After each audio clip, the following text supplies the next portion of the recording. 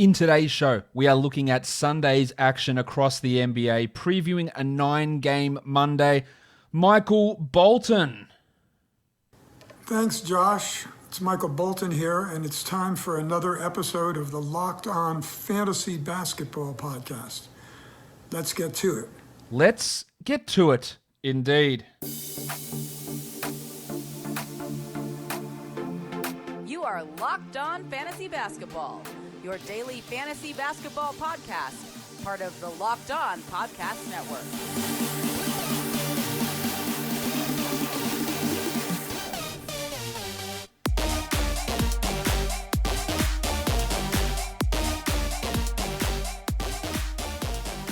Hello and welcome to the Locked On Fantasy Basketball Podcast, brought to you by Basketball Monster. My name is Josh Lloyd and I am the lead fantasy analyst at basketballmonster.com and at Yahoo Sports Australia. And you can find me on Twitter, as always, at redrock_bball and on Instagram at Locked On Fantasy Basketball. Let's talk about Sunday's action across the NBA. 8 games in the NBA. There's 9 games coming on Monday. I hope you guys have done well in your matchups. I hope you guys had wins in your matchups. Let's talk about those matchups. Let's talk about what went on across the league. So let's have a look at the first game that we take a look at here. That's not the first game, is it? There we go. That's better. The first game was the Boston Celtics against the Pistons. The Celtics win in the end, 122-120. Jason Tatum and Jaylen Brown combined for 0 free throw attempts, which is wild. Brown had 31 with 5 triples, continuing his strong start to the season. He is the 13th ranked player, amazingly, this season. It's just huge. You never could have expected that from Jaylen Brown to be up ranked that high. While he had 31 fantasy points today. He's only 23rd in points leagues, while Jason Tatum had 58 fantasy points today's game, 24, 8, and 12 with 4 threes and 2 blocks. And in category leagues, Brown is rated higher than Tatum, and it's the other way around in points leagues. Marcus Smart also coming to the party, now up to 64th on the season, 17 with 10 assists, a block, a 3, 50% shooting, 6 of 6 from the line. You know I was massive on Smart, around that 45 to 60 sort of area. Really, really interesting performances from him to be able to get back into it at the level that he has. He has super impressive stuff. Daniel Tice had 15 and 4, one of his better games, while Tristan Thompson had 12 and 11. And they keep persisting with that double big lineup. I don't know how long it's going to last, but they are persisting with it. Jeff Teague sprained his ankle in this one, but that was late in the game. Peyton Pritchard played 28 minutes, 5, 4, and 4 with a 1-1. I think that Pritchard is going to remain in the rotation even when Kemba Walker returns, and it will be Jeff Teague that misses out. Pritchard's been impressive. I'm not saying that he's a must-roster guy by any stretch, but he is the 152nd ranked player so far this season in category leagues. He's down lower in points leagues outside the top 200, but he's been very impressive in his time. For the Pistons, Josh Jackson hurt his ankle. I would assume he does not play on Monday. 13 points in 14 minutes. I don't think his upside is high enough that you have to stick with him and have to hold if he misses any time. He is so far the 95th ranked player in points leagues, but he's lower in category leagues. Jeremy Grant's big year continues, a top 50 player so far, 22 and 6 with 2 threes on 50% shooting on 26 usage, and another strong Mason Plumlee night, 13 and 8. He's a must roster player.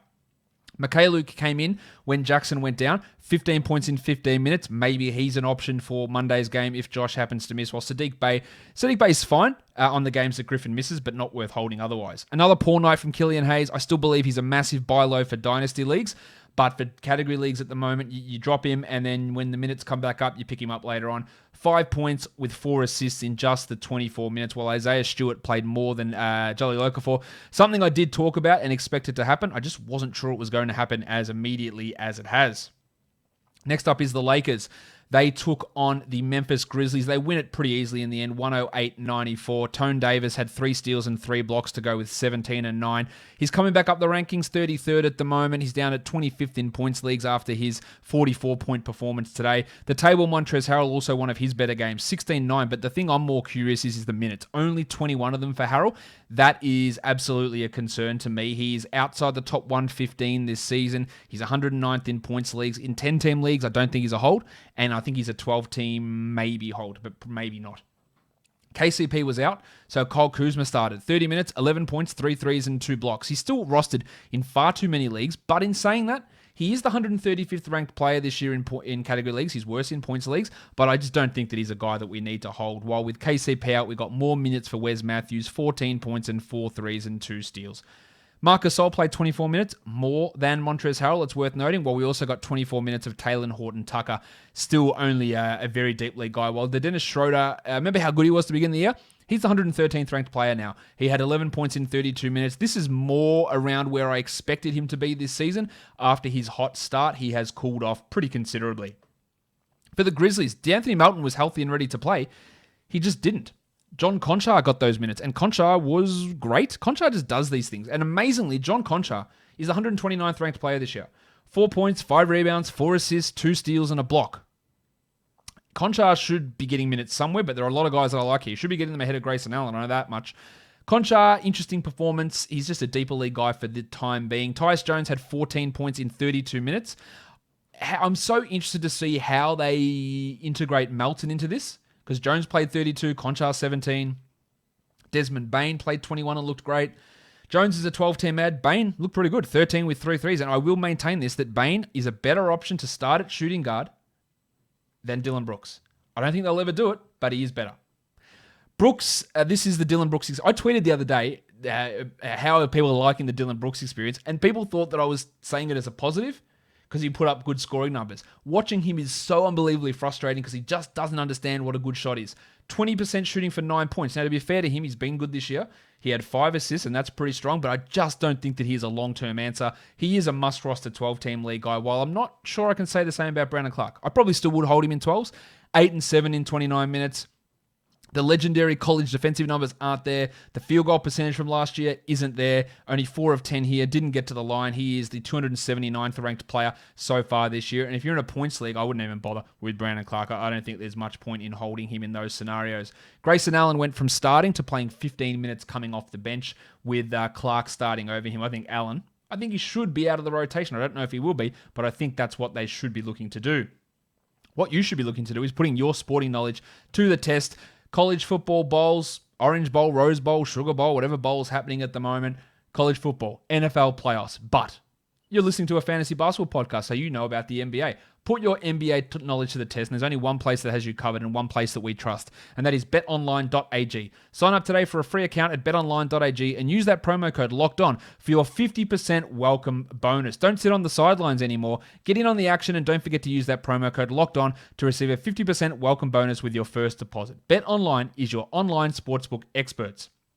And now that 2020 is in the dust, we can look forward to brighter and better things. And one of those brighter and better things is Locked On Bets. Your boy Q and Lee Sterling hosting Locked On Bets. Go over there for the best betting advice that you can find daily at Locked On Bets. All right, let's move on. Next game we look at is the Washington Wizards beating the Brooklyn Nets 123-122. The Nets have now lost 4 of their last 5.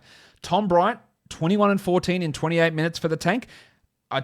There's still people who are telling me, hey, should I add Tom Bryant? What are we doing here? Tom Bryant is a must-roster player, 21 and 14, while Brad Beal had 27, 10 and 5 with 2 blocks. Good all-around performance, but him and Westbrook were trying to see who could be the worst shooter. 36% from Beal. Russ said, Brad, you're an absolute amateur in this. Absolute amateur. Forget about it. 28% for Westbrook on 25 threes. Now, this guy got his field goal percentage way up last year. You know how he did it? By saying, I'm a terrible three-point shooter, so I'll stop taking them. But then he complained in the offseason. I just want to go to a team where I can run it and do my thing. Well, Russ, if your thing is going out there and being a shit-house shooter, then by all means, do it. He took 7 3 attempts and hit 1 of them. He should not be taking any. Now, it's hard to be critical because they won the game. He was even in plus-minus, and he's putting up big numbers. But this shot selection stuff is crazy. 24, 5, and 10 for Russ with 10 steals. For 2 steals is good. Davis Bertans, well, I think the minutes limit might be done. 31 minutes for Davis, 15 points, 4 triples, 6 rebounds in 31 minutes. Still not the greatest line, but good to see those minutes up. Well, Hachimura started out really well. 7 of 10 early on, ended on 15 points. But of course, no threes, 2 rebounds, 3 assists, and a steal. Someone had an argument with me today, or not had an argument, just told me that I was wrong. In all caps, of course. Rui Hachimura is not a drop. He's absolutely a drop. He is not a must-roster 12-team league guy. His game is too incomplete to do that. And Scott Brooks, he might be one of the worst coaches in the NBA, despite this win against the Nets, because I don't understand playing 12 minutes of Jerome Robinson while Troy Brown doesn't play at all, Isaac Bonga doesn't play at all, and Denny Avdia plays just 16 minutes. It was always going to be a squeeze for Avdia once Hachimura returned and Bertans was getting minutes back. No restriction for Bertans, apparently, so Avdia's way down. I reckon that is almost your indication to drop him. I wouldn't do it just yet. Let's see what happens next game, but that is obviously a horrible sign for his value after this game. For the Nets, Timothé Luwawu-Cabarrot, 14 points with 4 threes, shot the ball well, but do not trust that. It's a stream option, it's a deep league option, and it's one you add when KD and Kyrie sit. Irving had 30 with 10 assists, and he had a Richie Beno. 2 for 2. While Kevin Durant had 28 at 11 and 7 on some pretty nice shooting numbers. Durant is the 4th ranked player this season. Irving is 7th. Jarrett Allen, clearly not one person in the world could argue that DeAndre Jordan is the better player here, and that's why Allen is getting the more minutes. 25 of them, 14 and 11 with 4 blocks. That's awesome. He is a must-roster player, while DeAndre Jordan is the opposite. Get his ass all the way out of here. 4 and 5 in 15 minutes. Should I tell you that Karis LeVert is a droppable player? I won't. Come back to me this time next week and I probably will. 6 points, 25 minutes, 5 rebounds, 5 assists, and 3 blocks. And if you didn't have the 3 blocks here, this would be a shitful line. 23%. And like Russell Westbrook, he pisses on your percentages, but he just doesn't put up those counting stats. Now, when KD and Kyrie are out, he'll put up good numbers. But it's just been game after game after game of LeVert struggling outside of that opener against the Warriors. I'm still holding. It's just, but it might not be forever.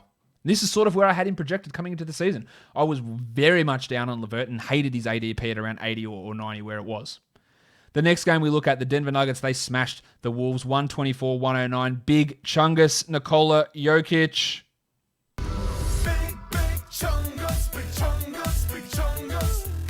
A little bit empty of a line, as much as a 19-12-12 triple-double can be, but no threes, steals, or blocks on 67% shooting. He remains the number 2 player in fantasy so far this season, while the Blue Arrow, the headmaster, Jamal Murray, he was bubbling. 65% there, 30 from the field, 36 points, 3 threes, 4 assists. That's really strong. And how about my mate, Facu?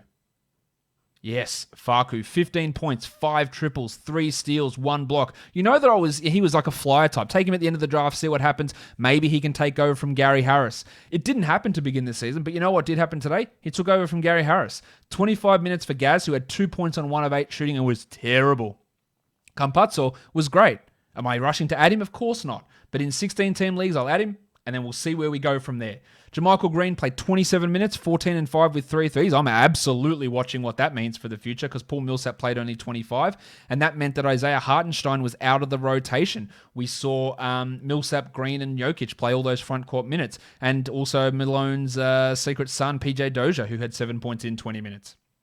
Monty Morris, while Michael Porter out, strong ad, 11, 3, and 6. And Farton Will Barton continues to suck. 8 points on 11 shots. He did have 6 rebounds and 6 assists with 2 blocks, but he's just someone I just don't like watching play.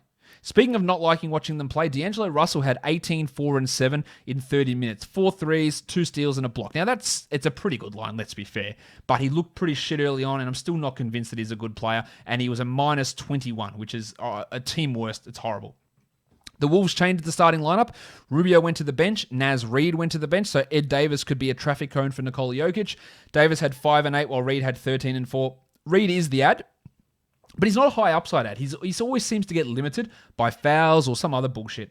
Jarrett Culver had 20 points in 28 minutes, 62% shooting with 3 steals, probably his best game for the year, but that doesn't mean he's even a top 200 player this season.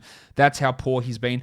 I wouldn't be doing too much there with him, while Malik Beasley played 38 minutes, 25, 7, and 5 with a steal and 2 blocks on 63% shooting. And I've got a theory right now. I don't know how accurate it is. I haven't got the data behind it, but it's a big bad coach thing to do. If you're a bad coach, the only people who buy into revenge game theories are bad coaches. And I can't remember who did it, but there was someone who said, he's playing his former team, so even though he's out of the rotation, I'll start him and play in big minutes. And playing 38 minutes to Malik Beasley against his former team feels exactly what Ryan Saunders did. And Ryan Saunders is a bad coach, so the theory holds. I have no other examples at the top of my head, and I haven't kept track of this, but I know it's happened in the past. I think maybe it was a JB Bickerstaff special. Maybe. Anyway, Beasley had a big game here, 25, 7, and 5, a steal, 2 blocks. I'd sell high if you can. Anthony Edwards is not a 12-team league guy, 5 points on 4 shots. 4 shots! And still can't crack the starting lineup, even with Josh Okogie out. When Juancho Hernan-Gomez started, I don't know why, he had 6 points in his 26 minutes, which obviously is not getting it done for most people.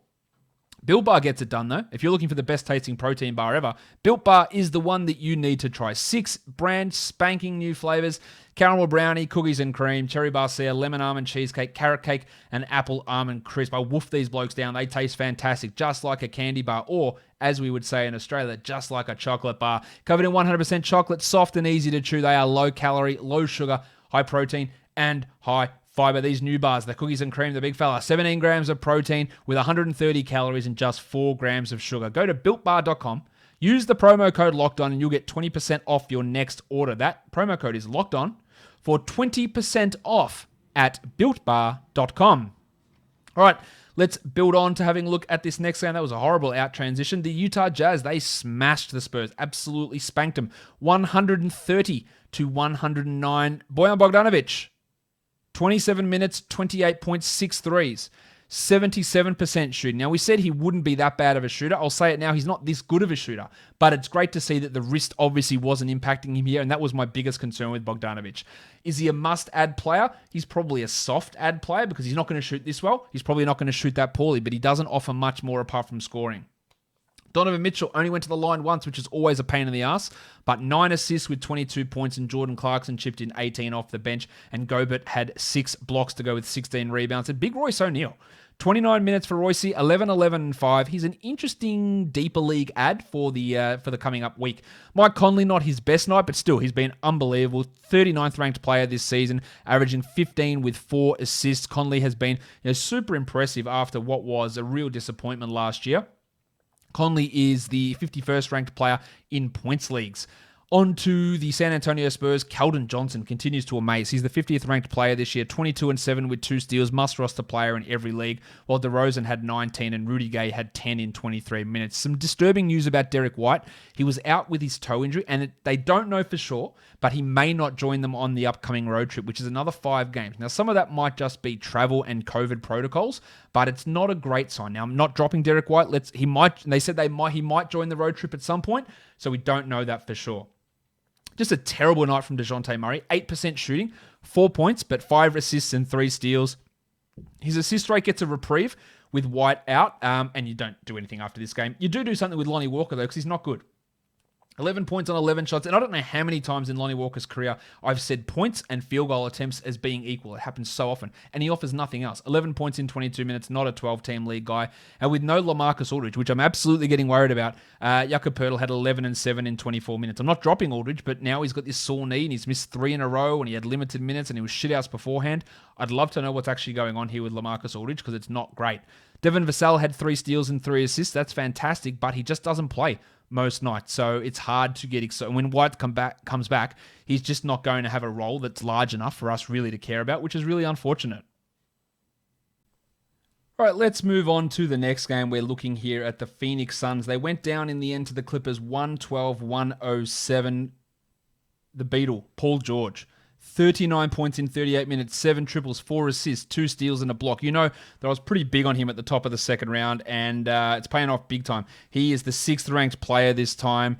It always made sense that he was going to be better than last year because he was never going to play 29 minutes a game, as I banged into your heads repeatedly that he was going to at least play more minutes than that, and he's been great. Nick Batum, 14 points with 4 threes and 3 assists. It's hard to trust Batum at this stage. Morris's return is apparently on the horizon. While it was a terrible night for the fun guy Kawhi Leonard, 19% shooting. 15, 6, and 3, a steal and a block, 7 of 10 from the line. Let's just chalk it up to an absolute stinker. While Ibaka, remember when he was shooting 71% from 2? Yeah. That's not happening anymore. 33 from the field, 8 and 7. He's more of a 14-team league must roster. He's a fine 12-team league guy, but not a must guy in every scenario. Good night from Kennard, but it did take 71% shooting to get there. 14 points for the Duck in 25 minutes, while Beverly had 7 and 9 in his 28 minutes. For the Suns, Chris Paul got hit in the balls, but he was all right in the end. 36 minutes, 15, 9, and 6 with a 1-1, while DeAndre Ayton, second straight big game. Now, it comes on really good shooting, 75%, but it's also important to see that he got to the line 7 times and hit 6 of them.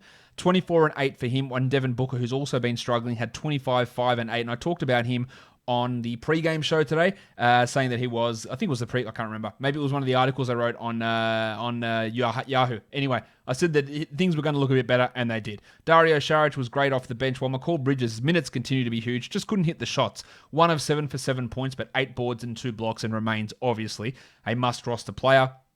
Cameron Johnson's rostered in way too many leagues. I know he's a top 100 player this year, but he's only providing threes. 8 points, 2 threes, that's really it. Not much else. I think you can do better than him, and that's by streaming that spot. Well, Jay Crowder had 6 points in his 31 minutes. Nothing too exciting there. The next game, the Chicago Bulls, they beat the Luka Doncic-less Dallas Mavericks. Jalen the Burner Brunson, 38 minutes, 31 points with 7 assists and 5 rebounds, 6 of 6 from the line, 65% from the field for Brunson. If Doncic is out again on Monday, Brunson's an interesting stream, but he won't be this good. While Maxi Kleber is continuing to play well. 16 points, 3 threes, 5 rebounds. He's got 12-team league value at this point. Dwight Powell, not really doing a huge amount at this stage, while Joshie Richardson continues to have his struggles. He's outside the top 140. 16 in 36 minutes, and Finney Smith had 5 points. I'm not convinced Richardson's a must-roster 12-team guy. I think he's a droppable 10-team league guy. I think he's a soft 12-team hold. Tim Hardaway, not a great night. 13 points on 27% shooting. For the Bulls, Zach LaVine. A lot of people, man, I'm so down on LaVine. What do I do? Like, you wait for this. 39, 6, and 5 with 3 threes. Kobe White, man, he's shit. 23, 7, and 5 with 4 threes. Like, this is why we had faith in them. After 4 games, you can't make sweeping judgments. Big performances. Otto Porter, 15 and 7 in 29 minutes, and Patrick Williams also played 28 minutes, 6 and 5, but Williams brought the defense, 3 steals and 2 blocks. I'm not sure Williams' upside is enough to hold on in all scenarios. And Porter, we don't know how it's all going to work with Markkanen, who looks like he's going to be out for the next week. Same with Sadaransky, who's contracted COVID. Same with Archie-Jacquino and same with Hutchison. We don't know how they're all going to go. But the Williams-Young-Porter situation is leading to some confusing minutes. And it's very confusing to see Wendell Carter Jr. played 23 minutes. The Bulls went small in this one with 23 minutes for Carter and 19 minutes for Gafford. So some centerless minutes with Thad Young playing some of that time there. Carter has been disappointing this year. He's still a top 150 guy, but barely. 7 and 7 for him, I am holding, while Gafford had 12 and 4. He's a nice 16-team league ad at this point, Daniel Gafford. Thad Young had 7 and 4, and I don't think that he's someone that we really need to get too excited about for any sort of 12-team formats. Let's go on to the last game of the night. The Portland Trailblazers continue to disappoint. 122 to the Warriors, 137. CJ McCollum, he did fall off a little bit in terms of the shooting numbers, but 28 and 9 with 2 threes, 5 assists, and 2 steals is really good. And Lillard had 32 with 6 triples. Let's talk Jusuf Nurkic again. Jesus Christ. 23 minutes, 7 and 6. Now, the positive side, he had 3 assists, 2 steals, and 2 blocks. He had a usage of over 20%. He unfortunately only went 3 of 10 from the field and only 1 of 2 from the line. The makings of a good line is there, but it's obviously not there. The fact that he continues to get played or outplayed by Enes Kanter is concerning. And it's not that I can sit here and say, Terry Stotts, you're a dickhead. You're losing games. What are you doing? Because Kanter's better than Nurkic at the moment when he's out there. This won't last for long, but Nurkic must have been pretty screwed up over this offseason because he is not right at all, not focused, not really anything that we have seen from Nurkic in the past, like in the bubble when he was locked in and he was absolutely dominating. And before he broke his leg, absolutely dominating.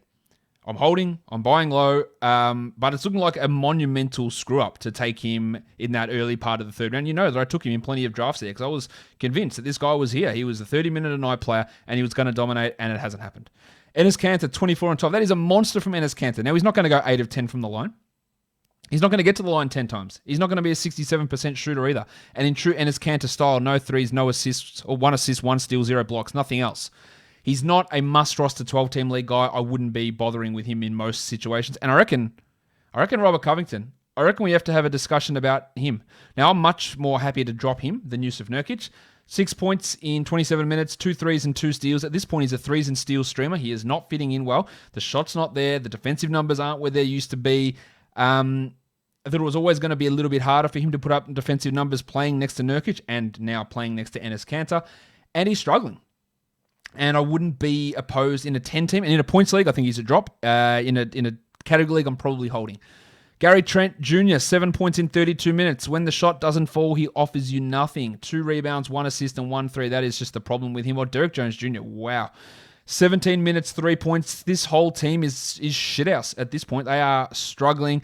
Jones, Covington, Nurkic, not playing well at all. That front court combination of Covington and Jones is not working out. Rodney Hood was out of this one. He's dealing with some quad issues, which they're going to be always extra careful with him coming back from the Achilles tear, but some real poor. And even Carmelo Anthony played 27 minutes, the most out of those guys, but 10 points, 2 threes. He's not worth it in a 12-team league either. Some pretty rough performances, but let's talk good stuff because Steph dropped 62. Yeah.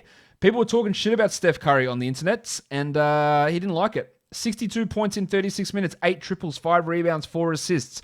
I think I had Steph at number 5, or definitely in my top 5, 4 or 5 at the beginning of the year. And people weren't all that happy with it. And he started off rough this season. I thought, did I screw that one up? I feel okay about it at this point, especially after this. 95% on 18 of 19 from the line, 58 from the field. He shot 50% from 3, 8 of 16 from 3. Just nonsense numbers. And remember what I said on one of these shows, the pregame show today, that I guarantee that Kelly Oubre won't continue to shoot 4% from 3. Well, he was 20% here, so that's an improvement, but 17 and 5, 2 steals and a block. He was an ultimate buy low. He was a definite not drop, and this showed you why. It won't necessarily always be like this. It might be worse. It might be better, but it's definitely going to be better than what it was before this. Jimmy Wiseman, Blunty played 22 minutes, a double-double, 12 and 11 with 2 blocks, but still the limited minutes is the concern. They don't trust him yet fully in big minutes. It will increase as the season goes on, but that's a good output, while Wiggins had 21 and 7 and Draymond. If Draymond's on your wire, you add him. Only 1 point, which is not why you have Draymond Green, but 8 assists, 1 steal, 1 block. He had 3 boards as well. He will continue to improve. Kevon Looney, Kent Bazemore, Damian Lee, Eric Pascal. There's really not much happening with this bench unit of the Golden State Warriors that you need to pay all much attention to. Now let's have a look at some of the most popular ads over the last 24 hours. Gorgie Jeng's up 15% almost. I think he's just more of a stream option than anything. Eric Gordon up 14%. That's because he played awesome without James Harden, and Harden might be in doubt for Monday. Bob Portis up 12%. Maybe they're expecting the Bulls to get smacked by the Bucks, or the Pistons to get smacked by the Bucks. Therefore, more junk time minutes. I don't mind that for a stream. Biyombo's up 11%. I like that one. He's playing reasonable 12-team level at the moment, and Sadiq Bey is up almost 9% because Blake Griffin is unlikely to play on Mondays. I think that's a smart move to add him there.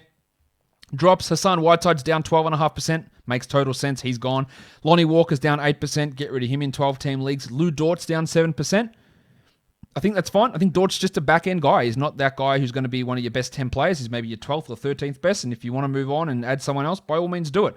Nerlens Noel down 7%. And Delon Wright down almost 7% as well. Now, Delon being down, I would add him back for Monday with Jackson, Rose, and Griffin unlikely to play. But after that, it is going to be hard to hold on to Delon right now.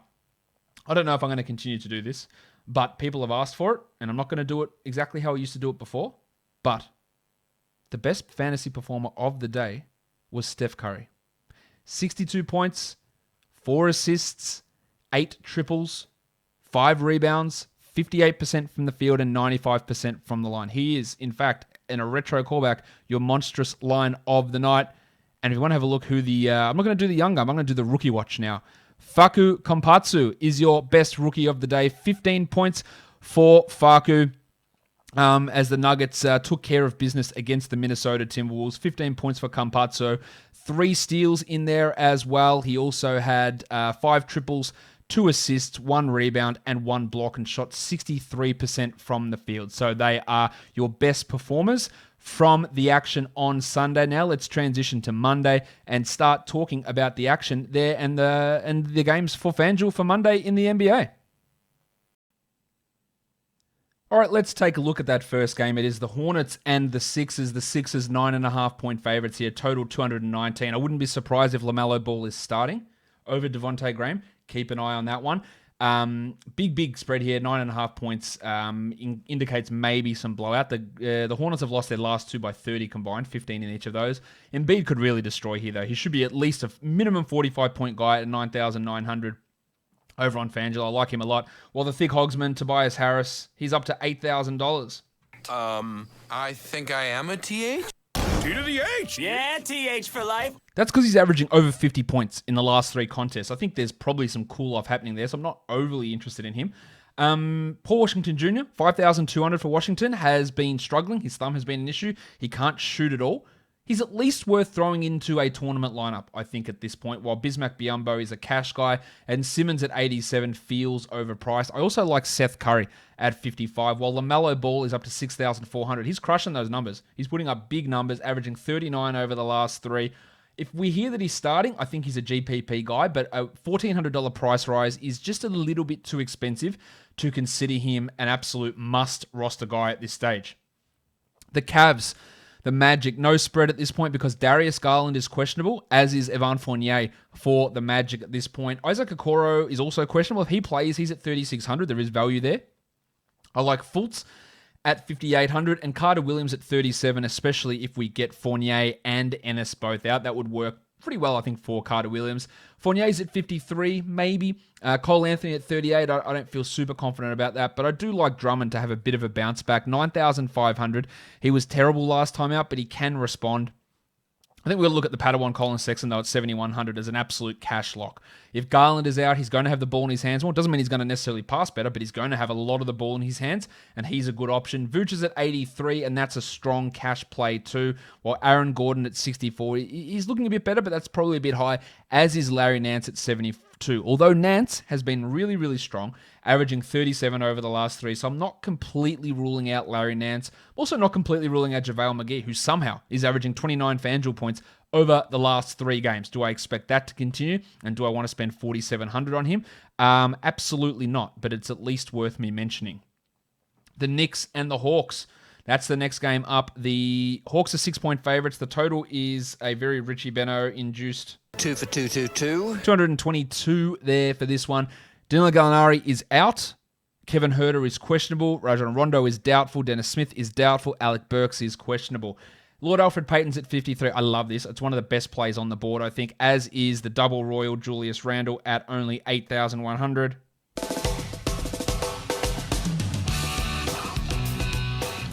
I also like Mitchie Robinson at 55 and Rowan Barrett's at 61. So there's just a ton of value on the Knicks side of things up top. Same as the Baptist John Collins, 6,800. No Danilo Gallinari to come in and take those minutes. I like that. Reddish at 46 is more of a GPP. While Clint Capella, how's the minutes for him across the weekend? 30 plus on a back-to-back. Getting assists, blocking shots. He had 47 in his last game. At 65, it's maybe a touch too high, but I don't mind it. I think 9,400 for Trae Young. It feels a little bit on the high side with how he's playing at the moment. I'm not going to be completely against it, but I'm not totally into it either. The Celtics and the Raptors. This is a back-to-back for Boston. And at this point, I'm assuming Tristan Thompson sits down as he recovers from his hamstring problem. The Raptors are 3-point favorites. The total is 215. The Rock DJ Robbie Williams at 42. Last time he played without Thompson, he had a real big one. And I reckon he might have another real big one in this one. He's at 4,200. Storm and Norman Powell at 37. Maybe, but probably not. More of a GPP sort of a guy. While Marcus Smart is absolutely rolling. He's averaging 33 over the last 5. And at 5,700, that is an absolute cash lock. And I think Tice at 4,300 looks good for cash, if indeed Thompson is out. The Wiki Chris Boucher is at 6,200. I don't think this matchup's going to limit him particularly. So I reckon he is worth a play. He's been playing more than more than Aaron Baines and better than Aaron Baines. While Jason Tatum's at 9,100. It might be a little bit on the high side for Tatum at this point. Van Vliet at 7,900, I do like quite a bit, while Jaylen Brown at 85 also feels like it might be a little bit on that high side. The Raptors are, in fact, 3-point favorites in this one, while the total is 215. The next one is the Thunder and the Heat. Avery Bradley has appeared as questionable for health and safety protocol issues, so we'll see how that one goes. I like Darius Bazley a lot here, 5,500. Jimmy Butler's at 77. Not many people are going to be excited about Butler, considering he dropped 12 points last time out. That makes him a GPP option, while Tyler Hero's at 5,400. Everyone has a hero. True. 0 people shouldn't have a hero. I don't like necessarily how he goes alongside Butler, but there is some upside there. Gilgeous-Alexander hasn't come down enough. He's at 8,000, while Horford at 53. One of the best cash plays on the entire slate. And I think if we want to go upside-ish, Kelly Olynyk at 4,600. He's crushing it. He's averaging 27 in 27 minutes over the last 3 games. 4,600, he should beat that number. Adebayo's too expensive. Dort at 47 isn't going to do it for me. Georgie Hill at 56 is probably on the high side as well. You got Teo Maladon at 37. I don't mind that as a GPP guy. He looked pretty good last time out, Teo. So I think there is something to pay attention to there with Maladon. Not getting highly invested in it, though. The Pacers and the Pelicans. The Pelicans are 1-point favorites. The total is 218. Aaron Holiday's a minimum salary player. You throw him into a GPP. Justin Holiday's at 4,000. He's not really a good DFS guy. Well, Eric Bledsoe at 51. I smash that. 5,100 is so cheap for Bledsoe. I am all about that one. Zion's at 75. I'd leave that. Same with Lonzo at 65. Sabonis is up to 92. I reckon it's probably too high. He's been great, but that's on the high side. Oladipo at 7,200 looks better than Sabonis at 92. And Brogdon's all the way up at 78. He's up that high because he's been crushing it. I just think that one reeks of being a little bit too high. I reckon we're going to see some value develop in this next game, though. The Detroit Pistons on a back-to-back against the Bucks. We don't have confirmation of this before, or for sure at this point, but we expect there to be no Blake Griffin. We expect there to be no Josh Jackson, who twisted his ankle on Sunday. And I also expect there to be no Derrick Rose. So opportunities are going to be opening up right across the board here. Delon Wright's at 4,400. Happy with that. Killian Hayes at 3,900. You might say Hayes is trash and he's been really poor. But the last time he played without Rose and Griffin, he had 28 points in 29 minutes. And at 3,900, you take that every day of the week. I'm also pretty interested to see Bobby Portis because this is a blowout. Portis at 4,700 can get you 25 easily. And then DiVincenzo's at 48. I'm not as interested in that. Yanni's at 11.4. I guess the only risk we have here is the blowout potential. So that might make me, at that level of salary, fade off him. While Sadiq Bey at 4,200. 31 points last start when Griffin was out. 4,200. I reckon you've almost got to include him. Same with Jeremy Grant at 7,300 for Grant, which is it's high. But I think without Griffin and without Rose, he's going to be getting a lot of usage. Dallas and Houston, we don't know if James Harden's playing. He's questionable. Luka Doncic sat out Sunday's game. We don't know if he's going to play, and that obviously holds a big question mark for a lot of this stuff. Richardson's at 4,800. Also, we don't know if Dwight Powell's going to play, returning from his Achilles injury. If Dwight Powell is out, then does Boban become an option in 15 to 20 minutes? There's a real possibility. Or even Willie Cauley-Stein could jump up, and they could be some of your GPP options if Dwight Powell does sit down. Harden's at 11.4. Doncic is at 11.1. I wouldn't want to use either of them with the uncertainty over their statuses. If Harden is out, Christian Wood is a great option, but he's at 9,100. Now, if Harden is out, I probably would spend that on him, and same as John Wall at 8,500, but if Harden plays, they're just way too overpriced.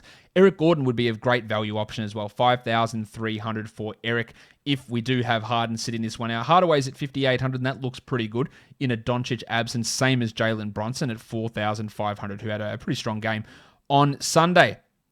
The last game of the day is the Sacramento Kings and the Golden State Warriors. The Kings are 2.5-point favorites here, and the total is 232.